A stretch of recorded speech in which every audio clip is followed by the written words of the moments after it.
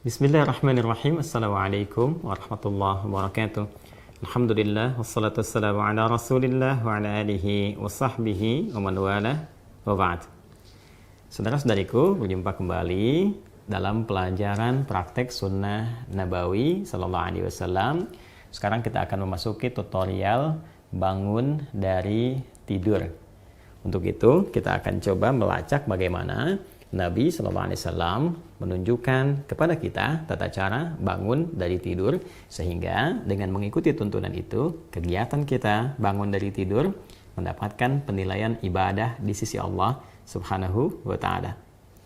Baiklah, untuk bisa memberikan gambaran lebih rinci akan praktek yang akan coba kita pelajari bersama, referensi pertama kita akan hadirkan melalui kitab Sunan Abu Daud.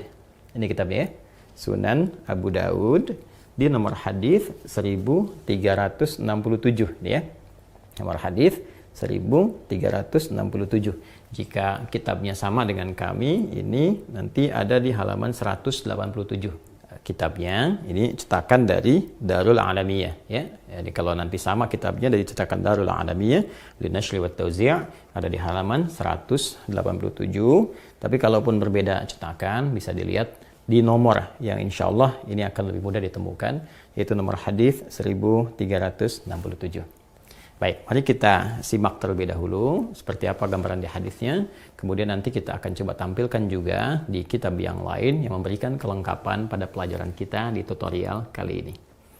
Bismillahirrahmanirrahim. Qala haddatsana al-Qa'nabi an Malik an Makhramah ابن سليمان عن كريب مولى ابن عباس رضي الله تعالى عنهما أن عبد الله بن عباس رضي الله تعالى عنهما أخبره أنه بات عند ميمونة زوج النبي صلى الله عليه وسلم وهي خالته قال. Baik, saya terjemahkan sebentar. Ini disampaikan oleh Imam Abu Daud menyampaikan kepada kami Al-Qa'nabi dari Malik dari Makhramah bin Sulaiman dari Quraib. Ini adalah asisten dari Ibnu Abbas radhiyallahu taala anhuma, menyampaikan bahwa Ibnu Abbas radhiyallahu taala anhuma pernah menyampaikan kepada Quraib, asisten beliau, bahwa satu waktu beliau pernah menginap ya di rumah bibinya Sayyidah Maimunah, istri Nabi sallallahu alaihi wasallam, ibunda kita semua, Ummul Mukminin, wa hiya khalatuhu, sedangkan Sayyidah Maimunah itu bibi beliau. Kemudian qala, maka Ibnu Abbas radhiyallahu ta'ala anhu mengabarkan bagaimana suasana saat beliau menginap di sana. Fattaja'tu fi ardi al-wisadati wa taja'a Rasulullah sallallahu alaihi wasallam wa ahluhu fi tuliha. Fanama Rasulullah sallallahu alaihi wasallam hatta idza intasafa al-lailu aw qablahu biqalilin aw ba'dahu biqalil istayqadha Rasulullah sallallahu alaihi wasallam.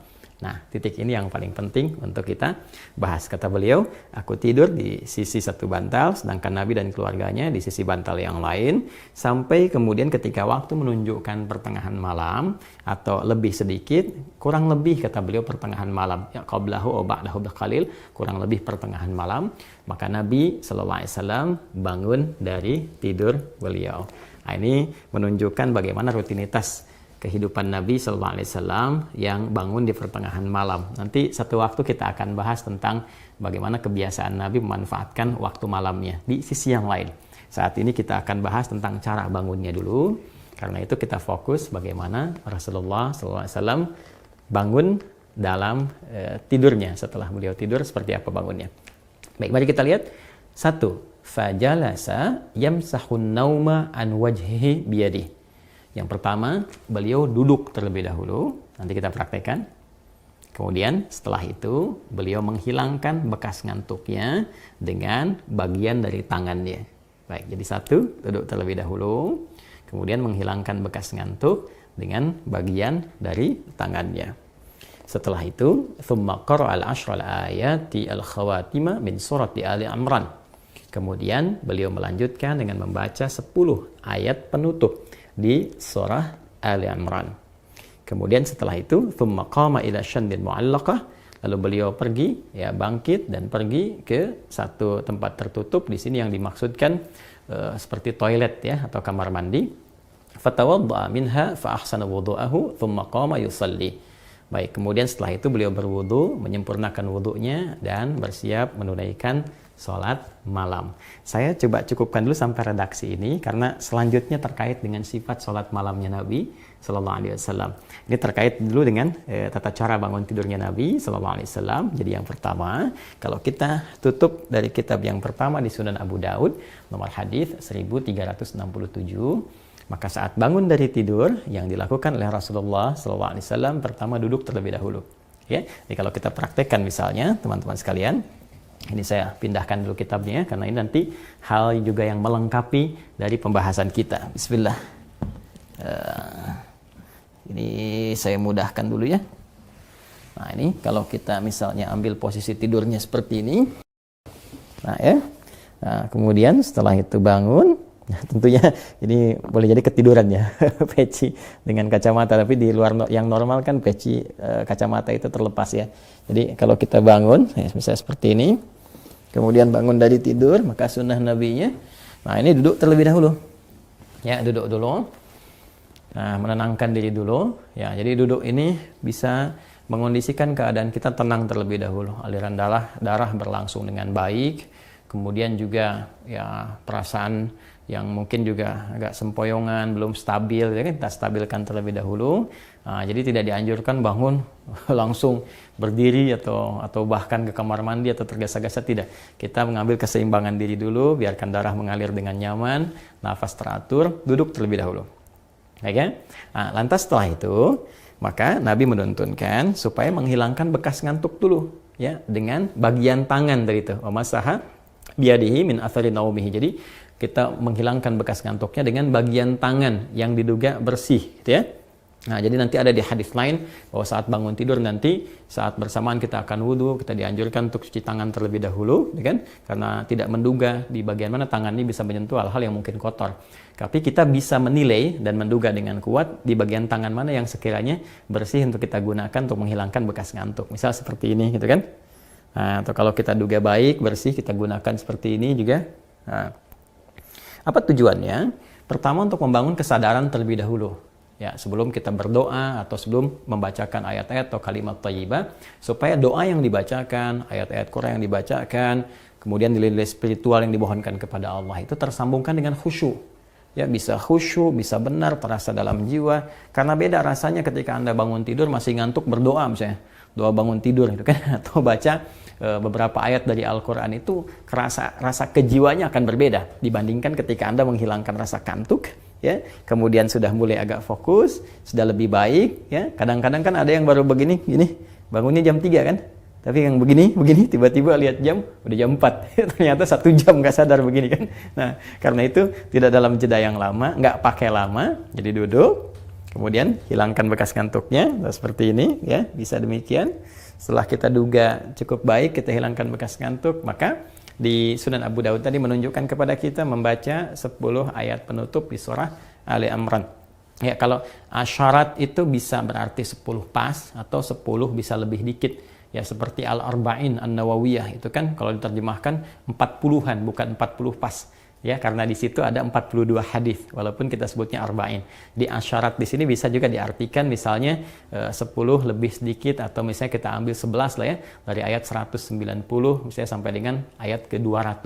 Kan kalau kita hitung 190, 191, 192, 193, 194, 195, 196, 197, 198, 199, 200. Jadi 11 ayat ya.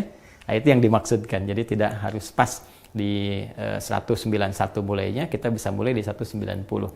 Di inna fi khalqis samawati wal ardi wa ikhtilafil laili wan nahari la ayatin liulil albab sampai dengan ayat ke-200-nya. Ya, kalau kita ingin membiasakan, nah boleh. Ya, misalnya ya kita simpan mushaf dulu di samping, sebelum tidur kita mulai mencoba menghafalkan pelan-pelan, ya belajar. Ya, walaupun Ustaz saya belum hafal, enggak apa-apa, sambil berproses. Hari ini kita hafalkan 1 ayat dulu. Yang penting ada dorongan kuat untuk mengikuti sunnah Nabi Sallallahu Alaihi Wasallam. Dan di balik ayat yang kita bacakan ini, itu nanti ada hikmah-hikmah yang sangat dalam. Bagaimana aktivitas kita setelah bangun dibimbing oleh Allah sehingga semua jadi ibadah, memandang semua apa yang kita kerjakan baik di langit, di bumi, semua ciptaan Allah itu mendekatkan diri kita kepada Allah, bukan sekedar berputar-putar bekerja. Berangkat gelap, pulang gelap, tapi Allah akan bimbing kita bagaimana menjadi pribadi yang ulul albab yang sesungguhnya, bisa mendapati esensi dalam kehidupan. Nanti ayatnya luas sekali dalam kajian tafsir, kita bisa uraikan. Jadi kita ambil dulu, duduk, hilangkan bekas ngantuk, membaca kurang lebih 11 ayat di penutup surah Ali Imran sambil belajar, boleh satu ayatnya. Kalau belum misalnya menghafal ya bertahap kita lakukan. Kemudian seperti kita ketahui ada doa juga kan yang sering kita bacakan ya. Masih ingat kan doanya? Alhamdulillahilladzi ahyana ba'dama amatana wa ilaihin nusyur. Nah, itu doanya ada di kitab Sahih Al-Bukhari. Nah, ini ya. Kita ada kitabnya juga Sahih Al-Bukhari di nomor hadis 7394. Ya, kita lihat paling kanan sebelah bawah 7394. Jadi kalau nomornya insya Allah teman-teman sekalian sama. Jadi kalaupun ada perbedaan misalnya di cetakan kitab ini yang punya saya masih sama, Darul Adawiyah Linashri wa Tauzi' di halaman 1076. Ya, saya pakai kacamata sebentar ya biar lebih jelas. Ya, nih halaman 1076 nih ya. Nah, kemudian nomor hadisnya 7394 seperti saya sampaikan tadi ya. Nah, saya bacakan qala haddatsana Muslim haddatsana Syu'bah an Abdul Malik an Rabi'i an Hudzaifah radhiyallahu ta'ala anhu qala kana an-nabiy sallallahu alaihi wasallam idza awa ila firashihi qala Allahumma bismika ahya wa amut wa idza asbah qala alhamdulillahilladzi ahyana ba'dama amatana wa ilaihin nusyur. Disampaikan oleh sahabat Hudzaifah radhiyallahu taala anhu, beliau menyampaikan adalah kebiasaan Rasulullah sallallahu alaihi wasallam jika beliau menuju tempat tidurnya ya untuk tidur, maka beliau berdoa kepada Allah, Allahumma bismika ahya wa amut. Ya Allah, kan aku dengan menyebut namamu aku menyerahkan sepenuhnya kepadamu untuk aku hidup dan juga bila pun aku wafat kembali kepadamu. Kemudian wa idza asbah, jika beliau bangun dari tidurnya, maka beliau berkata dengan bermohon pada Allah Subhanahu wa taala, alhamdulillahilladzi ahyana ba'dama amatana wa ilaihin nusyur. Segala puji bagi Allah Subhanahu wa taala yang telah menghidupkan kami. Ya, menghidupkan kita semua setelah Allah Subhanahu wa taala mewafatkan sementara waktu. Bisa Allah mematikan dalam tidur tadi, tapi memberi kesempatan hidup sesuai dengan ajal. Wa ilaihin nusyur, dan kita semua pasti akan kembali kepada Allah Subhanahu wa taala. Nah, kalau kita gabungkan ya di hadis Al-Bukhari ini dengan di hadis yang Sunan Abi Daud, kita akan temukan satu perpaduan yang sangat indah. Bahwa bangun dari tidur, kalau kita satukan ya, bisa duduk terlebih dahulu, hilangkan bekas ngantuknya, ya kan? Setelah itu membaca kurang lebih 11 ayat penutup surah Ali Imran, baru kita bacakan doa bangun tidur tadi. Alhamdulillahilladzi ahyana ba'dama amatana wa ilaihin nusyur.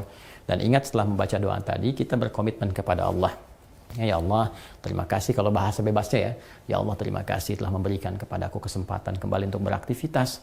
Ya, bisa saja Engkau wafatkan aku dalam tidur tadi. Engkau berikan aku kesempatan kembali untuk beraktivitas sesuai dengan ajalku. Wa ilaihin nusyur, maka aku berkomitmen. Berikan aku kesempatan untuk beraktivitas, menyebar, dan aku berjanji mencari bekal terbaik sebagai persiapan kembali kepada Allah Subhanahu wa taala. Karena nusyur itu artinya berpencar untuk kembali ke asal. Jadi kita komitmen setiap bangun tidur, hari ini aku akan beraktivitas, ya, aku akan menjelajah kehidupan di muka bumi, dimanapun aku bekerja, aku niatkan mencari bekal. Nah, supaya saat kapanpun kembali kepadamu, ya Allah, bekalku telah siap, lebih baik daripada hari-hari sebelumnya. Karena itulah di riwayat-riwayat yang masyhur, Nabi sebelum tidur itu mengevaluasi diri, beristighfar. Kalau bahasa kita kan mengecek. Ya, apa yang kurang yang sebelumnya, ini petunjuk kepada kita. Yang kurang sebelumnya kita coba sempurnakan, yang salah-salah kita istighfari, sehingga saat bangun kita sudah punya program kegiatan yang akan kita sempurnakan dari masa-masa sebelumnya yang telah kita lalui.